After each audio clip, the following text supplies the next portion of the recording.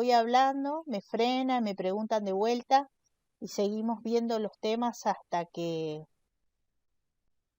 queden, digamos, ¿no? Hasta que se entienda que es la idea.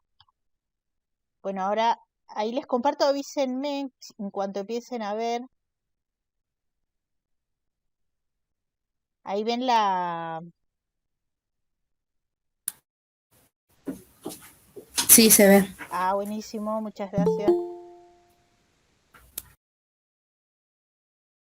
Esperen que voy admitiendo. Cualquier cosita, si salgo así para atrás y vuelvo es porque recién se están uniendo. Bueno, ya que ahora... Ah, gracias Cristian ahí que también me confirma que se ve. Bueno, buenísimo, listo entonces. Ahora que ya somos unos cuantos, ya arrancamos. Cualquier cosita, obviamente, me pueden frenar para preguntarme y lo volvemos a repetir. Igual también me voy a ir fijando si es que escriben en el chat, pero ustedes igual con confianza abran el micrófono y pregunten y no hay problema. La idea es que si intercambiamos, ¿no? Es como más entretenido también. Bueno, vamos a arrancar. Nosotros, como les decía, si es que vieron, para quienes estuvieron la clase pasada, o si pudieron ver el video que les envié, eh, me gustaría igual ahora también hacer hincapié sobre que nosotros vemos solamente un tipo de desplazamiento que puede hacer el cuerpo. Y ese desplazamiento es de un objeto que hasta el momento nosotros consideramos que es un bloque y que adentro no nos importa lo que hay adentro de ese bloque de masa. Realmente cómo está constituido todavía no nos importa. Más adelante sí nos va a importar qué hay adentro de la masa de los cuerpos, pero por ahora solamente nos interesa decir, bueno, es un cuerpo de masa, por ejemplo, 150 kilos y listo. Nos interesa ese dato nada más. Y nos interesa ver qué fuerzas hay sobre ese cuerpo, cuál es la responsable del movimiento y estudiar cómo es que se acelera ese cuerpo, debido a esa fuerza, por supuesto, ¿no? Entonces es un tipo de desplazamiento hacia la derecha, por ejemplo, hacia el lado positivo del eje de las X. No vemos otro tipo de desplazamiento, o sea que vemos el desplazamiento lineal y hacia las partes positivas de las X y que a la vez está todo resumido en que ese desplazamiento corresponde solamente a la acción de una fuerza. O sea que está súper simplificado. Entonces, teniendo en cuenta que ese es el sistema de estudio, vamos ahora a seguir agregando componentes para seguir entendiendo más sobre lo que pasa con este cuerpo. Luego vamos a tener otro desplazamiento que también es lineal, pero es sobre el eje Y, que se suele llamar caída libre porque consiste en que un cuerpo caiga desde una determinada altura. O sea que está en el eje Y positivo de las X y a una determinada altura y empieza a caer hasta que toca el suelo. Entonces, en ese caso, solamente tiene la acción de la fuerza peso sobre ese cuerpo. No tiene otras fuerzas. Porque, bueno, como ya vimos, las otras fuerzas aparecen debido a interacciones de ese cuerpo con otros sistemas o con otros cuerpos. Como por ejemplo la más típica, la normal, que es la fuerza que hace una superficie sobre el cuerpo. Entonces, en el caso en el que está cayendo, como no está apoyado en una superficie, sino que está en el aire, por eso no hay normal. Y solamente hay fuerza peso, que es la fuerza que siempre va a estar. ¿Por qué? Porque todos los cuerpos estamos en la Tierra y entonces la Tierra nos hace una fuerza de atracción hacia el centro. Entonces no hay ningún objeto que escape de la fuerza peso. Entonces, ya hablando de esta unidad, cuando una fuerza es responsable de que un cuerpo se desplace, entonces nosotros vamos a poder decir que esa fuerza está realizando un trabajo. Para simplificarlo, podemos ver entonces al trabajo como un proceso externo del cuerpo, como esto de que veo que cambia de posición en un determinado tiempo. Entonces, la definición, o sea, para calcular el trabajo hay una fórmula. La fórmula correcta es decir que el trabajo, que es W, mayúscula, va a ser igual a la fuerza por el desplazamiento, que es la D, por el coseno del ángulo que se forma entre la fuerza y la dirección del desplazamiento. ¿Qué es lo que pasa? Que en el caso que nosotros tenemos, bueno, los dos casos estos de que estuve hablando recién, lo que va a pasar es que estamos en la primera condición acá, en este primer ejemplo que está acá, donde la fuerza aplicada sobre el cuerpo, responsable del desplazamiento del cuerpo, es paralela a la dirección del desplazamiento. Entonces, como son paralelas, van las dos, vean que la punta de la flecha apuntan hacia el mismo lugar y en línea recta, entonces son paralelas. Quiere decir esto que el ángulo que hay entre ellas es 0. Entonces, el coseno de 0 es 1.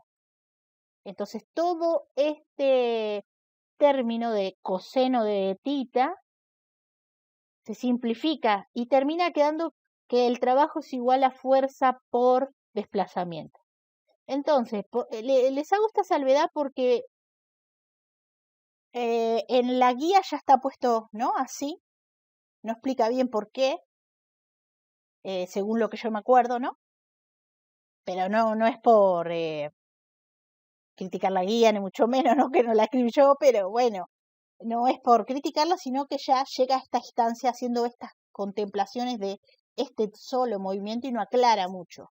Y después, en internet, si buscan cosas, lo más probable, en casi todos los lugares, ¿no? Más si no seleccionan bien, van a encontrar esto en todos lados, que el trabajo es igual a la fuerza por el desplazamiento. Y eso no es correcto. Es solo correcto en este caso, que justo la fuerza está en la misma dirección que el sentido del desplazamiento. Entonces el ángulo que se forma entre ellos es 0 y por eso el coseno de 0 es 1 y por eso ese término se anuló. Porque entonces en muchos otros ejemplos donde no esté pasando esto de que la fuerza se mueva en la misma dirección del desplazamiento o que la fuerza no esté en línea recta sobre el eje X, entonces ya se va a formar un ángulo. Y entonces ahí el trabajo se calcula y se tiene que contemplar este ángulo. Si no, no va a estar bien. Entonces, además que van a entrar otras, va a ser más complejo, como les vengo diciendo desde el principio, que todo lo que forme ángulos no va a ser tan fácil de calcular así tan simplemente, pero que nosotros no vemos nada de ejemplos que formen ángulos. Pero en la naturaleza sí, la mayoría de las cosas que están ocurriendo forman ángulos y entonces es más complicado. Pero si nosotros resumimos, porque a los fines de nuestra materia, nuestra asignatura, lo que nos interesa saber está bien con este ejemplo y ya alcanza y es suficiente, digamos.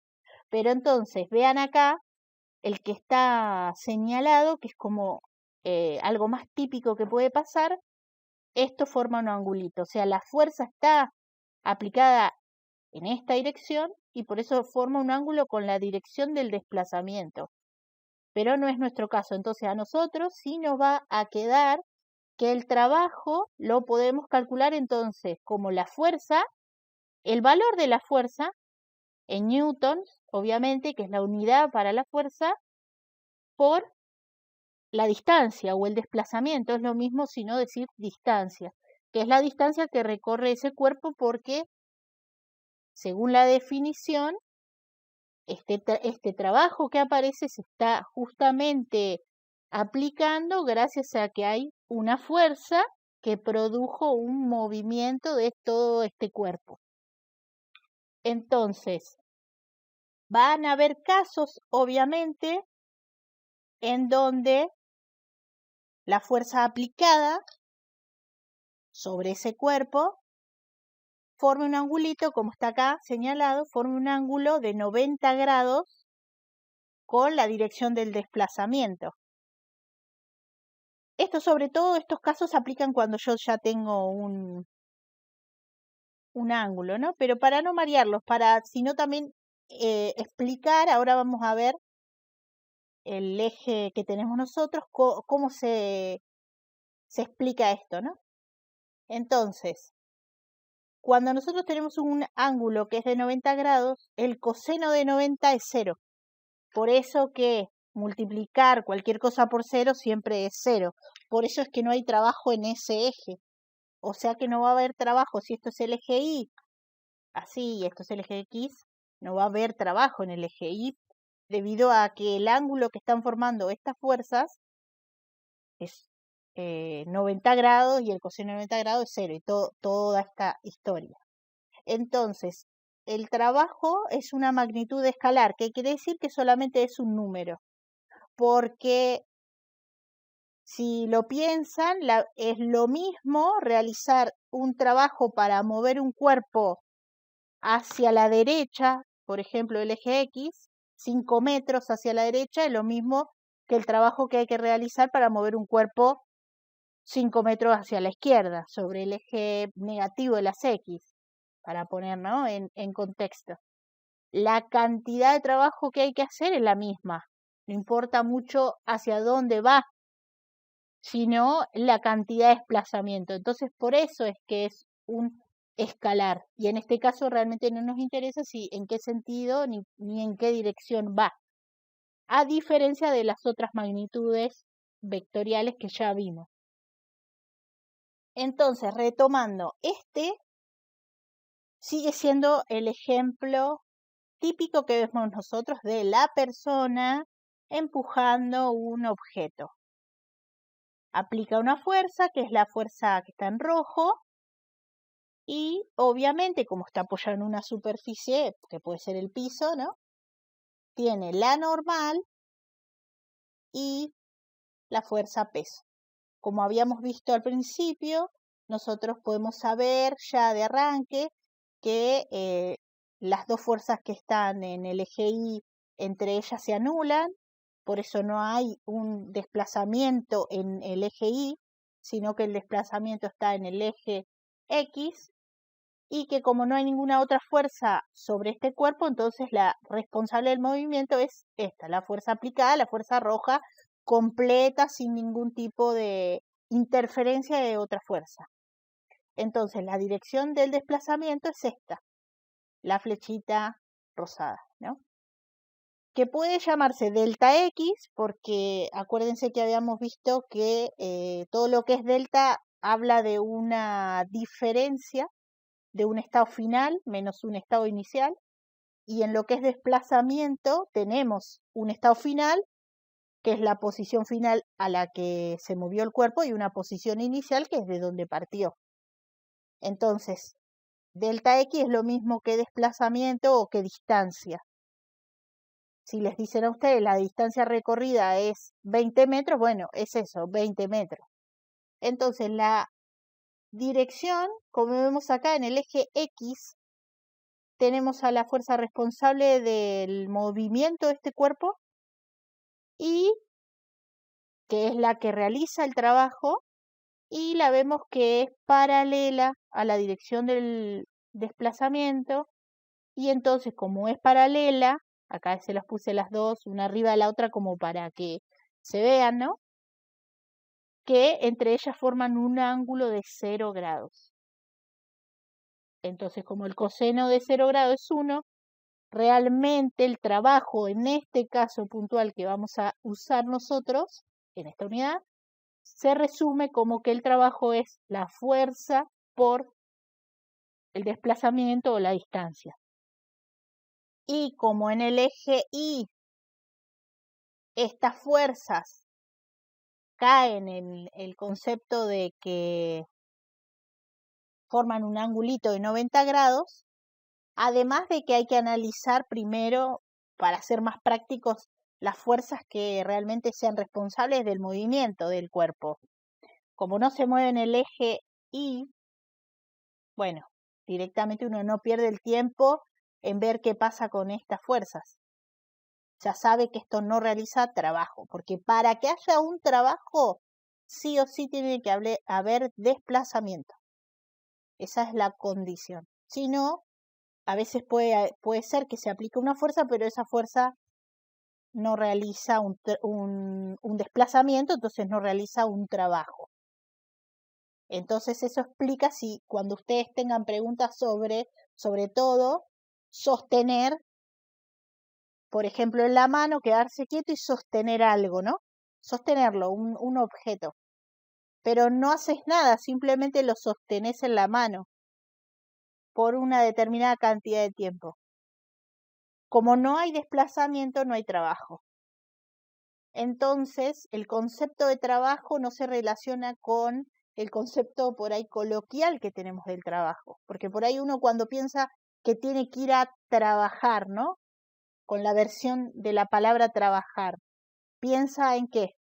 En que es algo que es un esfuerzo, que puede ser que le cueste, que tiene que invertir algo, ¿no? Tiene como esa connotación, digo a nivel coloquial, pero a nivel físico no tiene nada que ver con eso, porque alguien me puede decir, pero ¿cómo puede ser que no se realice trabajo si yo estoy ahí con la mano 2 horas con ese objeto ahí y me duele la mano, me cansé?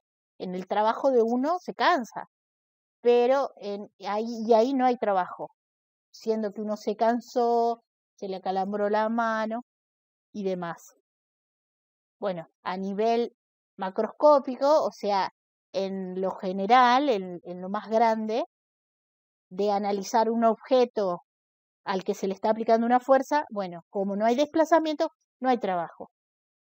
Entonces, la explicación de por qué te duele la mano, por qué estás cansado, tiene que ir por otro lado y no por el hecho del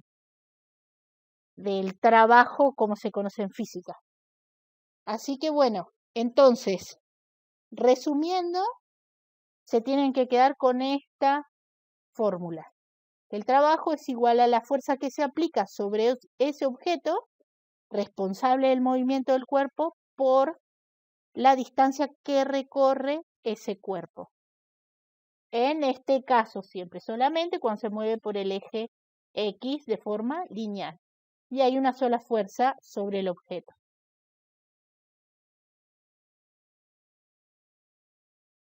Las unidades pensé que lo había puesto antes, disculpen. Bueno, entonces, la idea es que hay una relación estrecha entre el trabajo y la energía. Cuando a la energía, si la tenemos que definir, realmente es de lo más difícil para hacer es definir qué es la energía. Pero hay una propuesta sobre qué es la energía en física que dice que la energía entonces es la capacidad que va a tener un cuerpo o un sistema, porque acuérdense que esto puede ser un cuerpo aislado o varios cuerpos que juntos forman un sistema, para realizar trabajo y que ese trabajo produce un cambio en otro cuerpo o en otro sistema. Entonces, ese cambio que produce puede ser cualquier cosa, como un movimiento, una transformación, ese cambio que produce el primer cuerpo sobre el segundo cuando le realiza un trabajo. Entonces, por ahí, para tener una idea más práctica, podemos decir que el trabajo, entonces nosotros nos vamos a quedar con que el trabajo es algo externo que le pasa al cuerpo. O sea, un movimiento, algo que yo veo que pasa de un lugar al otro. Pero la energía lo vamos a relacionar con algo interno del cuerpo, con una transformación, un cambio que hay en ese cuerpo, pero que no necesariamente yo la veo con mis ojos humanos, ¿no? Sino que es algo que ocurre adentro de ese cuerpo, pero que sí le genera cambios tales que luego yo puedo medir con instrumentos de medición. Entonces podemos nosotros hacer como esa contemplación entre lo que es trabajo y energía, pero saber que están íntimamente relacionados entre sí ambos conceptos. Como formas de energía tenemos muchas en realidad, ¿no? La que nos va a interesar ahora a nosotros en esta unidad es la que se llama energía mecánica. A su vez, la energía mecánica se divide en dos partes. Una es la energía potencial y otra es la energía cinética. Y se siguen dividiendo, como ven acá. La energía potencial a la vez se divide en energía potencial gravitatoria y elástica. Elástica no vamos a ver nada nosotros. Solamente vamos a ver energía potencial gravitatoria, que como dice el nombre ya pueden ver que tiene algo que ver con la gravedad, o sea que tiene que ver con algo de que lo hace la Tierra, ¿no? Y la energía cinética, que es la otra forma de energía mecánica, es una energía que está asociada al movimiento. A su vez, la energía cinética puede ser de dos formas también, la rotacional y la traslacional. Tampoco vamos a entrar en detalles en esto, porque como vemos, vamos a ver el cuerpo como un bloque. Realmente lo que es rotacional y traslacional se relaciona más con lo que está adentro de la materia, muy chiquito, y cómo realmente se mueve, que es algo más bien químico, que no vamos a ver, solamente nos vamos a quedar con la energía cinética que tiene el cuerpo, como el bloque, ¿no? Como la totalidad, la suma, pero es bueno saber que es la suma de estas energías, la de rotación y de traslación, que son simplemente efectos que hay adentro de la materia, debido a la energía cinética. Entonces, a todas estas formas de energía, nosotros las vamos a poder medir con sistemas de medición, con equipos, con aparatos y demás. Vamos a poder hacer operaciones con estas energías y a su vez también se pueden predecir qué cambios va a tener esta energía de este cuerpo o hacia dónde va a tender previamente, antes de hacerle algún proceso a la materia, podemos más o menos predecir cómo se va a comportar energéticamente. Lo más importante a tener en cuenta es que la energía no se crea ni se destruye, sino que se transforma de una forma de energía a otra forma de energía. Entonces, todas las energías que están acá pueden ir intercambiándose una con otra. O sea, parte de la energía mecánica puede transformarse en energía química, por ejemplo, o al revés, o en energía calórica, ¿no? Parte de la energía puede pasar a formar parte de otro tipo de energía. Entonces, en resumen, si vos sabés cuánta cantidad de energía tenés, vos sabés que al final del proceso vos tenés que tener la misma cantidad de energía. En número, ¿no? Ahora, supónganse que partimos de toda energía mecánica.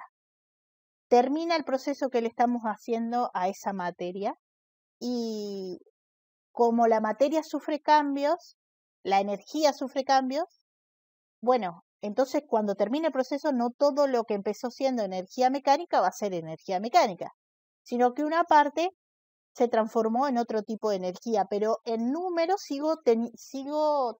voy a tener que seguir teniendo la misma cantidad.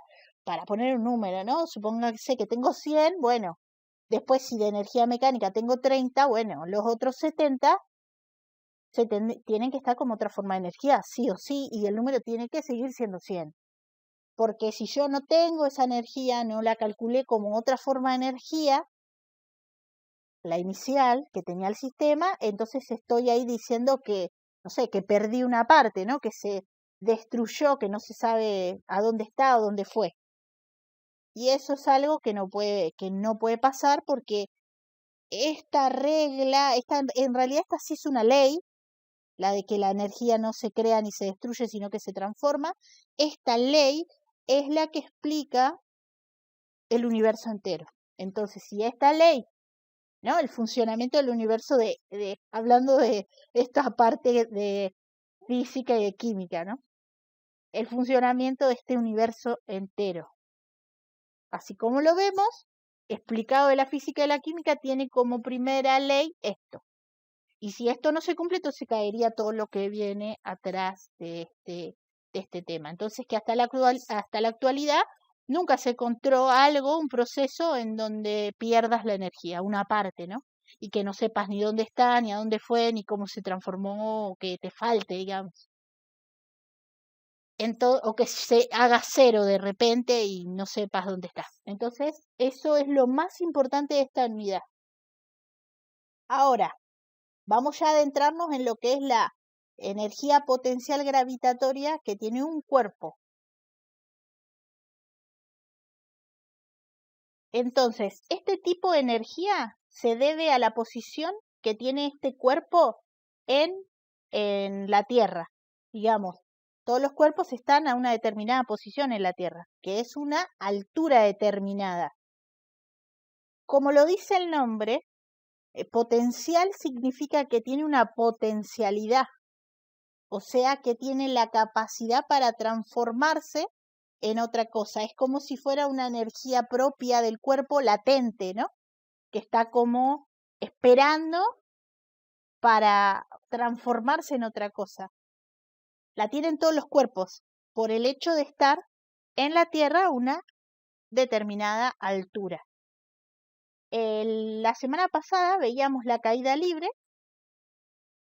¿Por qué nos hace falta aplicarlo a caída libre? Porque sí o sí esto tiene que implicar, digamos, la aparición de la energía potencial tiene que implicar que el cuerpo esté a una altura determinada y que cambie su altura. Por eso es que tiene que el cuerpo estar cayendo sobre el eje Y. Entonces, vamos a tener este cuerpo que no nos importa mucho la forma, ni qué tiene adentro, nada. Simplemente es un cuerpo de masa M, que está quieto, en reposo, no está haciendo nada. Pero cuando está así, por encontrarse a una determinada altura, con respecto a algo, al piso, a cualquier sistema de referencia que yo tome, que el sistema va a estar acá, el Y y el X en este punto, abajo, entonces esto se encuentra a una altura bajo este sistema de referencia. Entonces, por encontrarse a una altura determinada, va a tener una energía potencial gravitatoria, que la vamos a que en definitiva, como se relaciona con el trabajo que la fuerza peso puede hacer, porque acuérdense que el trabajo que es aparece porque lo hace una fuerza responsable del movimiento. Acá, ¿quién es la única fuerza responsable del movimiento del cuerpo? La fuerza peso, porque este cuerpo está cayendo o se va a dejar caer desde esta altura hacia el piso. No hay superficie de apoyo, no hay una persona aplicando una fuerza, no hay nada, solamente la acción de la fuerza peso. Entonces, el trabajo realizado se va a calcular como la fuerza aplicada por el desplazamiento por el coseno del ángulo que forman entre ellas. Pero si analizamos el caso este es igual al anterior, ¿por qué? Porque la fuerza peso es paralela a la dirección del desplazamiento, porque la fuerza peso apunta para allá en línea recta sobre el eje Y y el desplazamiento apunta para allá en línea recta con el eje Y. Entonces el coseno que forman entre ellas dos vuelve a dar 0, el ángulo vuelve a dar 0 y el coseno de 0 es 1. Por eso es que se anula esto. Y en este caso también me va a quedar que el trabajo se calcula como la fuerza aplicada por el desplazamiento. Entonces, habíamos visto ya que para este caso puntual la fuerza se podía calcular según la segunda ley de Newton como m por g, porque fuerza es masa por aceleración, pero esta aceleración puntualmente es específica y ya está calculada. Y nosotros vamos a considerar, como lo pide la guía, que sea 9,8 metros sobre segundo cuadrado. Si no, eso verifíquenlo, porque si, por ejemplo, cuando van a hacer la guía dice 10 metros sobre segundo al cuadrado, bueno, tomen 10 metros sobre segundo al cuadrado. Lo que diga la guía, ¿no? Va a estar bien, porque todos vamos a estar tomando el mismo valor. Yo creo haber visto, si mal no recuerdo, cuando hice la guía, que decía 9,8. Entonces, bueno, si dice 9,8, ya sabemos que la aceleración de la gravedad, o sea, este G, vale 9,8 metros sobre segundo al cuadrado. Por eso es que el trabajo, en este caso, se va a calcular como la fuerza y que a su vez la fuerza es m por g por el desplazamiento o la distancia, pero como habíamos hablado, cuando se trata de eje Y no se dice distancia, sino que se dice h, de altura. Pero a los fines prácticos es lo mismo. Entonces, el trabajo se va a calcular como m por g por h. Pero como el trabajo realizado es lo mismo que el cambio en la energía potencial de este cuerpo, nosotros podemos decir que el trabajo es lo mismo que el cambio en la energía potencial del cuerpo, entonces se calcula como m por g por h. Entonces, de ahora en más, nosotros solamente vamos a quedarnos con esta fórmula. Para energía potencial gravitatoria, primero vamos a pensar eso, que es la energía que tiene un cuerpo debido a que se encuentra a una altura específica y que esa energía le da la potencialidad a ese cuerpo para transformarse en otra cosa. Cuando el cuerpo esté en reposo acá, por ejemplo, les digo como un ejercicio que van a encontrar en la guía, si es que sigue estando, ¿no? Hay un ejemplo que dice que una persona está en la punta de un trampolín y que se va a tirar al agua, que acá abajo, considerándose el 0 y tomando como sistema de referencia la piscina que hay acá abajo, que en realidad nos da lo mismo porque que sea un suelo o una piscina realmente, pero bueno, para el ejercicio esta persona está en el trampolín y va a tirarse, ¿no? A hacer un típico salto, un clavado y se va a tirar a la piscina. Entonces, te da la diferencia de altura. Obviamente acá es 0 y acá, supónganse, no me acuerdo cuánto es, pero supónganse que son 10 metros, ¿no? Entonces, el trampolín está a 10 metros con respecto a, si consideramos que el 0 está acá, donde empieza la piscina, al ras del suelo. Entonces ya me da la altura. ¿Qué es lo que yo tengo que pensar? Que esta persona cuando está parada ahí en el trampolín, quieta, tiene energía potencial. Y que si yo tuviera todas las cosas que necesito, podría calcular cómo es esa energía potencial. O sea, si tuviera la altura a la que se encuentra parada ahí arriba, si tuviera la masa de ese cuerpo, porque el G, como les decía, siempre lo tengo, ¿no? Si tuviera la masa de ese cuerpo y la altura, yo podría saber entonces cuánta energía potencial tiene ese cuerpo. Me sirve para responder eso, de, bueno, este cuerpo tiene, por ejemplo, 200 de energía potencial. Pero también ¿para qué me sirve? Para saber que se ponen en juego, ¿qué? Esos 200, para ser transformados en otro tipo de energía. De repente, si yo termino con 300 después de que este sujeto se tiró a la piscina, es como algo va a estar mal, porque ¿de dónde salieron esos otros 100? Recuérdense que no se crea ni se destruye, sino que se transforma. Si yo empiezo con 200, tengo que terminar con 200. Aunque sea la suma de varios términos después, no importa, pero la suma de varios términos, que son varias formas de energía, me va a tener que dar 200 sí o sí, si no hice algo mal. En cuanto a números hice algo mal y en cuanto a interpretación también, estoy como asegurando que de repente yo puedo ganar más energía de la que tengo sin ningún tipo de justificación, ¿no?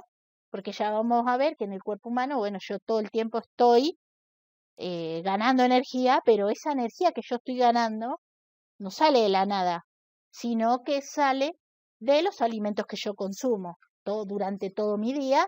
Al ir comiendo diferentes cosas, me voy incorporando masa, porque uno come algo y es un pedazo de materia, ¿no? Tiene una masa determinada y a la vez tiene energía. Entonces que, bueno, otra vez la energía no es que sale de repente de la galera, sino que en nuestro caso, que nosotros nos manejamos así para conseguir energía y transformarla en otra cosa, bueno, sale de los alimentos, sale de andar comiendo diferentes cosas todo durante todo un día y una semana y así. Entonces, lo más importante en resumen es saber que la energía potencial la tienen todos los cuerpos y entender que se va a poner en juego esa energía potencial si el cuerpo cae, por ejemplo, de la altura a la que se encuentra, cae hacia algún lado. Puede ser el piso o en el ejemplo que le decía que se van a encontrar, cae hacia la piscina. Cuando la energía potencial se pone en juego y este objeto empieza a caer, no en el primero está quieto en ese instante, ahí no, sino en el instante posterior, cuando empieza a caer, hasta el instante justo antes que toque el suelo. En todo este trayecto, este cuerpo va perdiendo energía cinética, pero transformando va perdiendo energía potencial y transformándola en energía cinética, que la energía cinética, acuérdense que es energía de movimiento. Entonces, cuando un cuerpo se está moviendo, tiene energía cinética. Cuando está quieto, tiene energía potencial. Pero la energía potencial puede pasar a cinética si de repente yo dejo ese cuerpo caer a una determinada altura. Ahora, cuando el cuerpo se mueve por el eje X, que no está cayendo, ahí estoy transformando energía cinética en tal vez en otro tipo de energía, que hay que ver en cada caso, ¿no? Pero el caso en donde yo tengo energía potencial que pasa a cinética es el caso de una caída libre. ¿Por qué? Porque lo que se está variando es la altura del cuerpo. Y la altura se varía en el eje Y. Entonces, por eso tengo un pasaje de toda la energía potencial a toda energía cinética.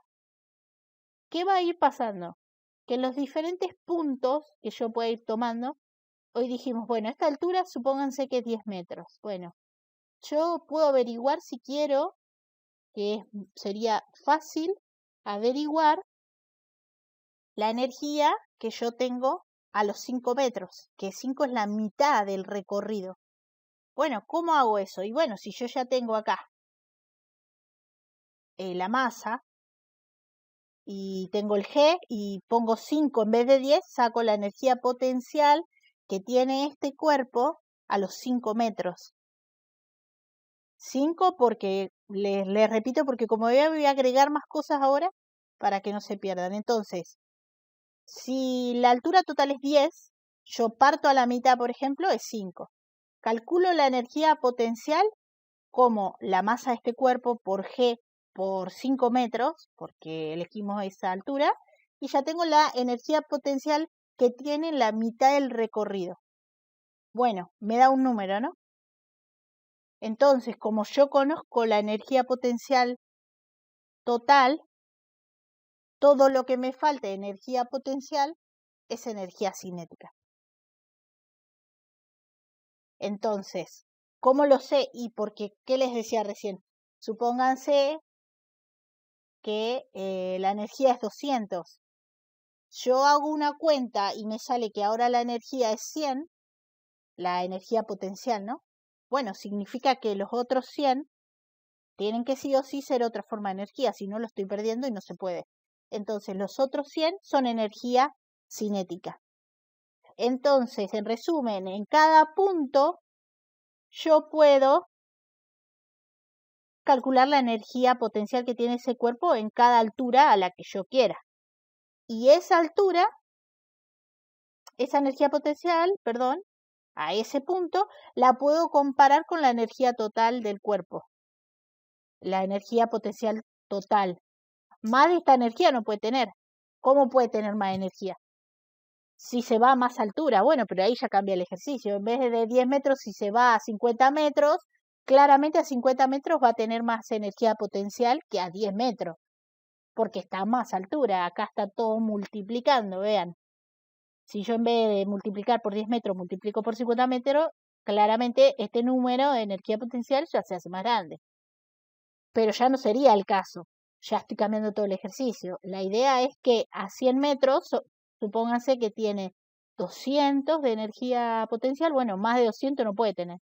Entonces, la suma de los dos tipos de energía que voy a tener en este caso tiene que dar siempre 200. ¿Qué va a pasar? Que más cerca de acá, a ver si pueden ir viendo esas relaciones, ¿no? Más cerca de acá, de esta altura, más cerca de los 10 metros, supónganse 9 metros, 8 metros, 7 metros, va a ir teniendo más, todavía va a conservar más energía potencial que energía cinética. Pero cuando supere más acá abajo, por ejemplo, acá, ya casi tocando el piso, va a tener más energía cinética que energía potencial. Y estas cosas se las comento para que cuando ustedes tengan que hacer los cálculos, también por una cuestión de la teoría, de conocer la teoría, ya sepan, ¿no? Si acá abajo a ustedes les da 10 de energía cinética y 190 de energía potencial, y ya de arranque ustedes se pueden dar cuenta que están haciendo algo mal. Por ahí apretaron mal, se confundieron los números o algo raro. Porque ya cerca del suelo, cuando este cuerpo recorrió prácticamente todo el camino que tenía que recorrer, y no puede tener tan poca energía cinética y todo de energía potencial. Tiene que ser al revés. O lo mismo acá arriba. Disculpen que voy a ver si que alguien quiere ingresar, pero antes de que siga con esto que es súper importante, porque esto parece no solo que teóricamente es importante, sino que... Ah, no, me parece que o se fue la persona o era alguien que entró y salió. Bueno, seguimos. Les decía. Puedo yo, Ah, profe, bueno. porque tengo mal el internet. Estoy con el internet de mi papá del fondo y por momentos se me va la Ah, bueno, señal y tranqui, puede ser entonces. que entre y salga. Sí, sí, tranqui. Bueno, Bueno, bueno, les decía, a nivel ya lógico, ¿no? De sentido común, si uno conoce la teoría, sabe que acá arriba, por ejemplo, más cerca de la altura inicial de la que parte este cuerpo, tiene que tener casi toda energía potencial y poquito energía cinética, pero porque recién arranca el movimiento, recién empezó a caer. Entonces, si yo hago cuenta, sigamos con lo de 200 y me da ahora, acá me da que tengo 180 de energía potencial y 20 de energía cinética, va a estar perfecto. Yo ya sé por el solo hecho de analizar los números que eso está bien hecho. Al margen de que si tengo dudas si los números también, no importa. A nivel de la teoría que tiene eso, eso va a estar bien. Porque yo estoy entendiendo que como está más cerca de la altura del cuerpo, es lógico que tenga más energía potencial que cinética porque recién arranca el movimiento. Pero al revés, cuando ya esté en todo este trayecto, en la recta final, sobre todo acá abajo, justo en el punto antes de, de que toque el suelo, en ese instante previo, todo tiene que ser energía cinética y cero de energía potencial porque se transformó porque recorrió toda la distancia.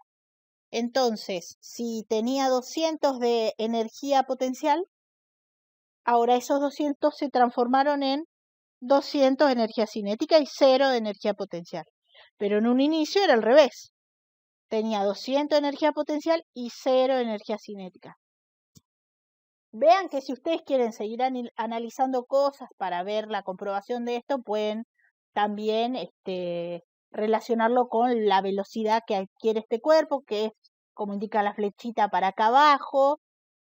O sea que este cuerpo se acelera, por supuesto, para acá abajo, la velocidad cambia para acá abajo y la velocidad es máxima justo acá, en este punto. O sea que todo guarda relación en este tipo de movimiento, ¿no? Entonces, en resumen, las energías se transforman unas entre otras. No se pierden ni se crean de la nada. Entonces, si este cuerpo, justo cuando empieza a caer, tiene determinada energía potencial, cuando termina el recorrido, esa misma cantidad de energía potencial ahora se transformó en energía cinética. Y se perdió la energía potencial. Obviamente que cuando este punto toque el suelo y ya se esté en reposo otra vez, en el suelo, por ejemplo, bueno, tomando otro sistema de referencia, claramente este punto puede analizarse de otra forma, ¿no? Porque volvemos a lo del principio de la clase. Los análisis de este tipo de ejercicios sí o sí necesitan de establecer un sistema de referencia. Entonces, bajo el sistema de referencia que nosotros estábamos poniendo, que era que el eje X y esté acá abajo justo, en esta partecita, acá, en el piso o en la piscina, como el ejemplo ese que va a estar en la guía, bajo este sistema de referencia donde el Y va para allá, el X para allá, este cuerpo tiene una altura determinada, pero bajo otro sistema la cosa cambia. Por eso es siempre necesario, lo primero de todo, establecer ese eje de coordenadas. Entonces, ahora adentrándonos en la famosa energía cinética. La energía cinética, entonces, nosotros la vamos a asociar al movimiento del cuerpo.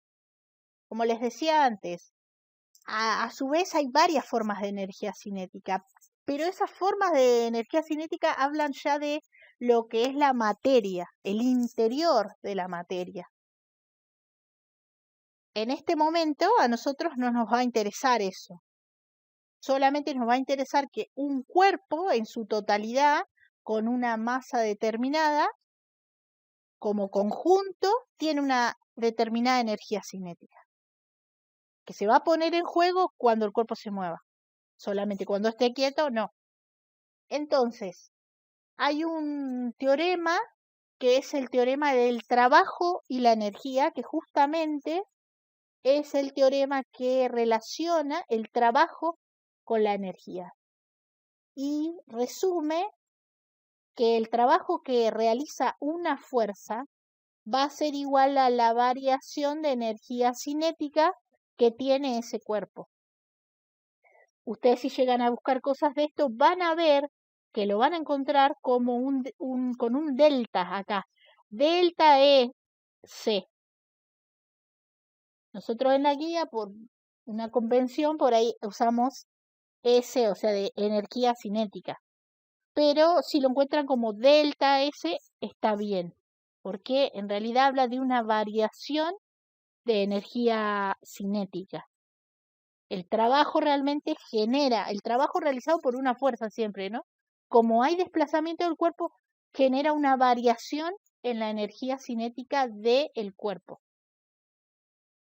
Para llegar a esta fórmula se puede, claramente no me parece que sea necesario que nosotros tengamos que verlo, ¿no? Si que lo quieren ver, yo encantada, porque me encanta hacer de cómo se llega de una fórmula a la otra, ¿no?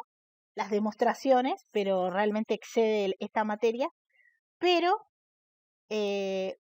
van a tener que creerme directamente entonces que vuelve a pasar lo mismo que pasa en este caso.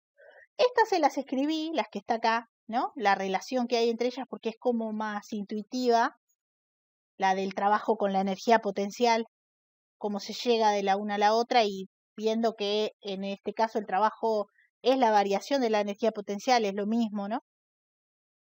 Pero es como más fácil de llegar y es como que se entiende. Pero tal vez esta no es tan fácil, hay que tener varias ideas, mezclar varios conceptos para llegar. Pero esta formulita, anótesela, que la van a recontrausar en los ejercicios, que es la que la energía cinética es igual a un medio por la masa por la velocidad del cuerpo al cuadrado. Esta formulita ya sí o sí, bueno, todas.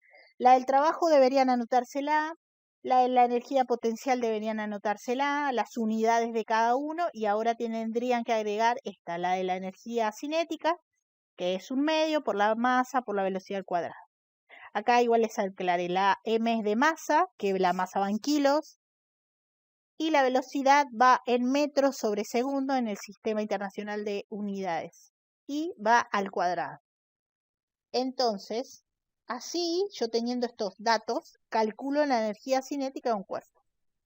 Pero lo que me hace falta para entender este concepto, que la energía cinética me va a estar hablando de un cambio interno que va a haber en la materia a medida que se mueve. Que puede ser que yo no vea ese cambio a simple vista, que yo vea nada más que el cuerpo se movió de una posición a la otra por acción de una fuerza. Pero yo sé que gracias a ese trabajo que se está realizando va a ocurrir una variación en la energía interna de este cuerpo, que la puedo calcular con esta fórmula. Hoy les había dicho que la energía mecánica era la energía cinética más la energía potencial gravitatoria, ¿no? Solamente porque vamos a tener en cuenta la energía potencial gravitatoria.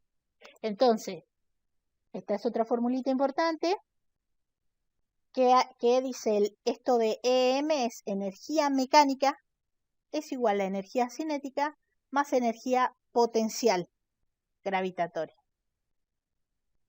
Entonces, ¿qué podemos hacer nosotros? Hablar de la energía mecánica de este sistema. ¿Qué va a pasar? Cuando estoy en este punto de altura máximo que tiene el cuerpo, de donde empieza a caer, ¿qué tengo yo? Energía potencial. Toda la máxima energía potencial que puede llegar a tener en esta altura. Y no tengo nada de energía cinética. Entonces, si yo la sumo para tener la energía mecánica, justo en este punto, ¿qué me va a pasar? Que la energía mecánica es igual a la energía potencial gravitatoria. Esto vuelvan a incorporárselo varias veces, porque siempre aparece, ya les tiro ahí el dato, que lo que son múltiple choice de relacionar esto, siempre aparece en los exámenes, en la fija, digamos, ¿no? Y le van a poner frases para confundirlos. Pero si ustedes tienen que tener muy clara la teoría como para que puedan responder cualquier cosa con respecto a esto y no les genere ningún conflicto.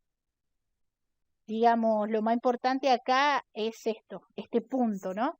Entender qué características tiene este punto en donde inicia el recorrido, qué características tengo en el medio, por ejemplo, y qué características tengo justo antes de, o sea, finalizando el recorrido, pero un segundo antes de que termine.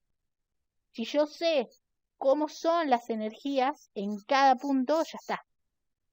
No hay forma que me confunda. Entonces, en este punto de acá arriba, toda esa energía potencial la puedo calcular así. Si tengo los datos, si no los tengo, porque son preguntas teóricas, no sin datos, bueno, no importa. Yo sé que en este punto el cuerpo solo tiene energía potencial gravitatoria y no tiene energía cinética. Entonces que la energía mecánica, que es la suma de las dos, va a ser igual a energía potencial gravitatoria.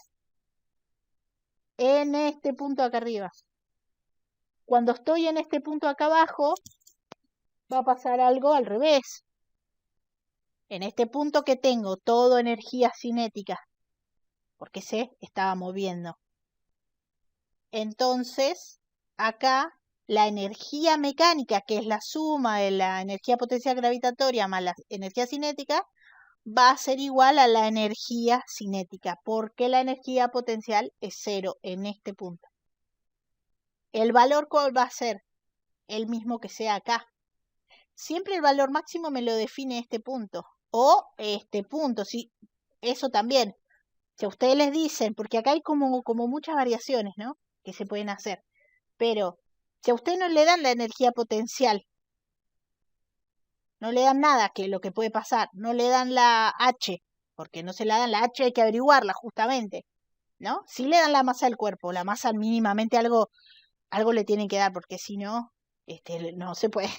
Bueno, le dan la masa del cuerpo. Obviamente la G la tienen, pero no tienen la H. Así que la energía potencial gravitatoria no la pueden calcular, porque no tiene la H. La H la quieren calcular. Bueno, dije, uy, ¿cómo hago? Bueno, tengo que tener otro dato. Por ejemplo, la velocidad.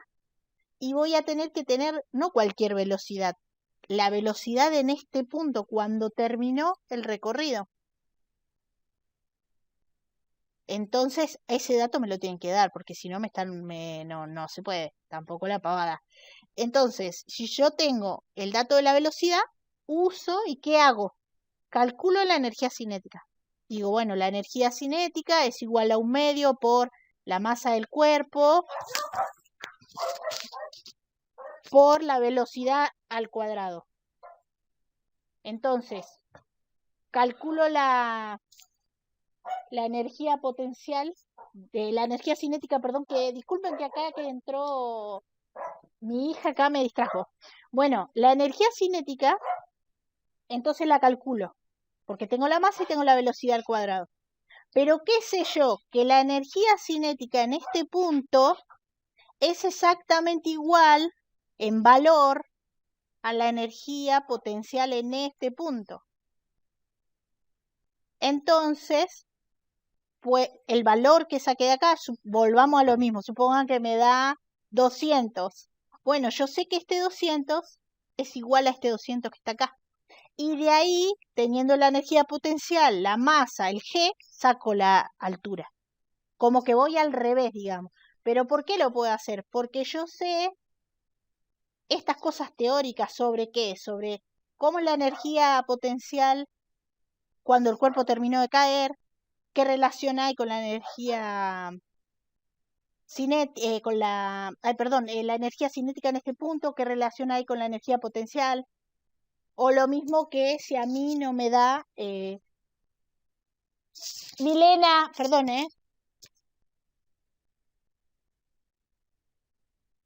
Milena, por favor te pido, cállate, se te escucha todo, cállate.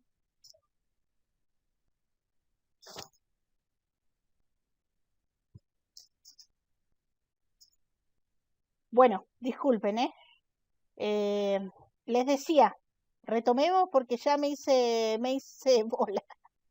Bueno, volvamos.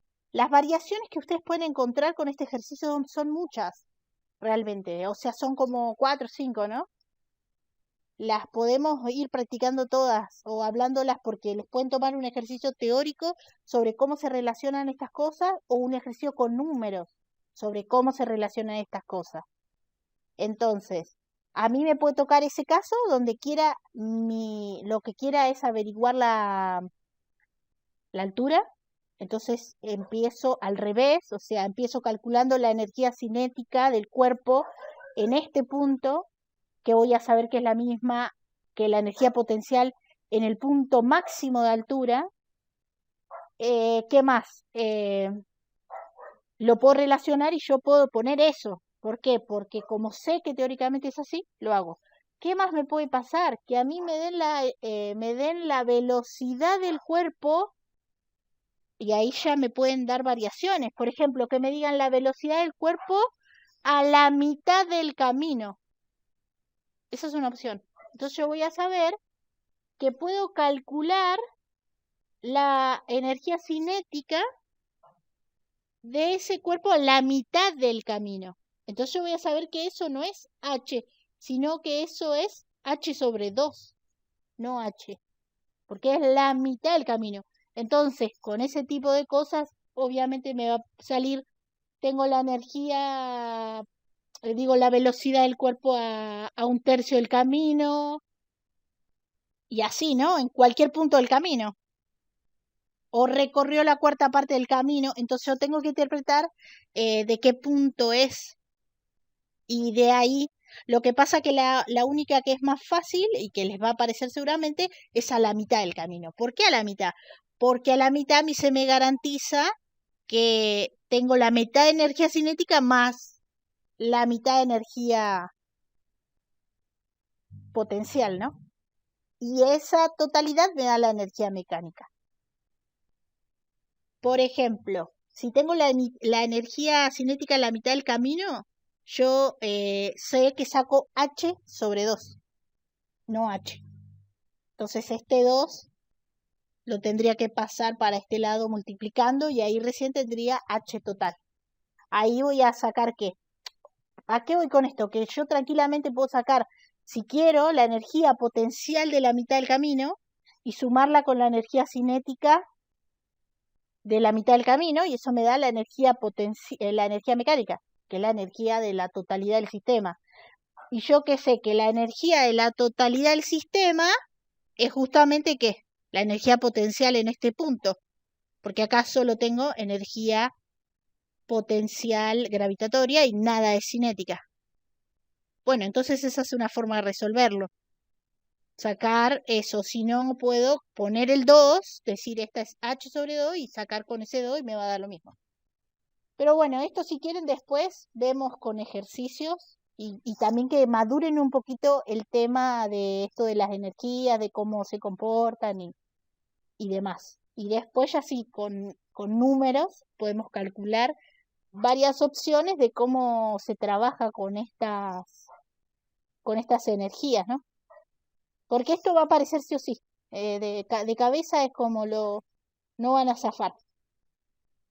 Bueno, en cuanto a unidades, las unidades son las mismas para trabajo y energía.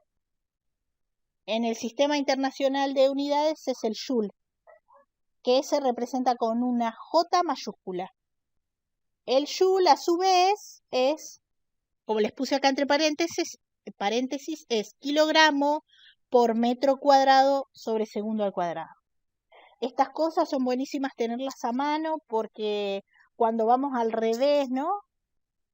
Por ejemplo, si yo a partir del trabajo quiero calcular una fuerza, bueno, si yo sé esto, yo voy a saber, obviamente, si me quedó bien la unidad de la fuerza, que es el newton, que está atrapado acá, ¿no?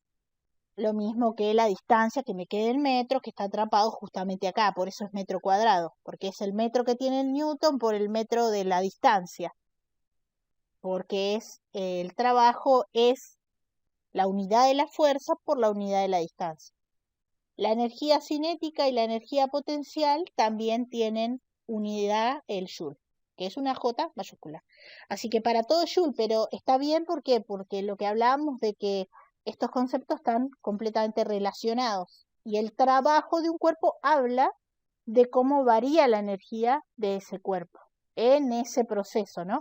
En ese desplazamiento o en esa caída libre. Y la energía calórica, que por ahí es una forma de energía que aparezca acá, la unidad van a ser las calorías. Acá les puse la potencia, pero eso lo puse después, ahora lo vamos a ver. Estas equivalencias que me quedaron acá fue de que en otro momento, si quieren tenerlas, guárdenlas, por si acaso, pero no creo que aparezcan, era que en otro momento, al principio habían un guía, ejercicios en la guía que tenían este tipo de unidades para la fuerza y para el trabajo. Y como eran medias así raritas, yo había hecho como ven acá, el pasaje mediante factores de conversión de toda esta unidad para llegar a la unidad que corresponde, ¿no? De la fuerza que acá está, vean el Newton, kilogramo por metro sobre segundo cuadrado es Newton, y el trabajo para llegar a acá. Bueno, acá se me chantó se nota ya de acá. Acá está el metro cuadrado. Se me chantó acá el metro cuadrado, que se me perdió en el camino. Pero tenía que ser metro cuadrado sobre segundo cuadrado. Pero ni las tengan en cuenta porque ya no están esos ejercicios en la guía. Ya, o sea, hay ejercicios que la fuerza ya la dan en Newton y así, ¿no? Que no hace falta hacer estas conversiones locas. Pero el que sí van a usar es este que está acá. O sea, la relación que hay entre una caloría y los kilojoules, que los kilojoules ya, a esta altura ya deben saber que un joule son 1000 kilojoules, porque para todo funciona igual, ¿no? El kilo es 1000 de la unidad. Y una kilocaloría son 4,18, bueno, kilojoules. Que esto va a aparecer en los ejercicios. Digamos, hacer estas equivalencias entre kilojoules y calorías. Entonces, cuando hablamos de energía, vamos a tener leyes que corresponden a un área de estudio que es la termodinámica, que estudia más bien fenómenos físico-químicos de la materia. Y vamos a tener como primera ley fundamental que se llama el principio de conservación de la energía, que es la que dice que la energía no se crea ni se destruye, sino que se transforma de una versión de la energía a otra versión de la energía. Entonces, esta ley guarda una relación con el principio de conservación de la materia, que fue establecido por un científico que se llama Lavoisier, que él estudiaba distintos fenómenos de combustión. La combustión es quemar algo, ¿no? Y mediante la quema de esa materia termina dando dióxido de carbono y agua como productos finales. Toda combustión termina dando eso.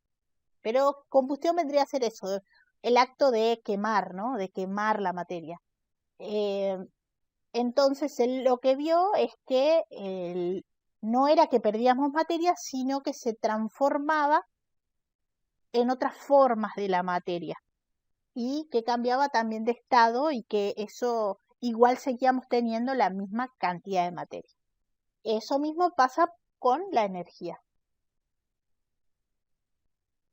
Entonces, hablando propiamente de la energía interna de un cuerpo, yo les diría que igual tampoco indaguen mucho sobre esto, porque van a encontrar demasiado y es como un mundo enorme y tal vez se confunden peor, hay muchas fórmulas para lo que es energía interna y todo eso, ¿no? Y obviamente que si a ustedes les gusta, les interesa, bienvenido, estudien y obviamente me pueden preguntar lo que quieran, pero a fines de nuestra materia por ahí exceden lo que hace falta conocer. Solamente de forma superficial hay que saber que la energía interna de un cuerpo o de un sistema es la energía que se va a realizar, se va a asociar a lo que son ya las partículas de la materia, o sea, la composición de la materia. Y como dice acá, se refiere a la escala microscópica, quiere decir a lo más chiquitito, no a lo más macroscópico que es el tratamiento que le venimos dando a las cosas es verlas como un bloque sólido.